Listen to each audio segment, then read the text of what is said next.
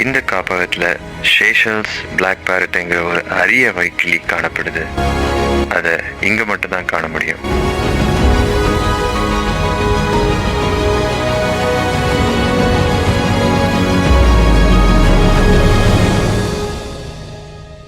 மொத்தம் 3 பாதை இருந்துச்சு. நாங்கள் சர்க்குலர் பாதை சூஸ் பண்ணோம். இந்த பாதையை ரசித்து பார்க்குறதுக்கு கிட்டத்தட்ட 2 மணி நேரம். இந்த ட்ராபிக்கல் ஃபாரஸ்ட் ரொம்பவே அழகாக வித்தியாசமாக இருக்கிறதுனால எல்லாரும் விரும்பி பார்க்க வராங்க.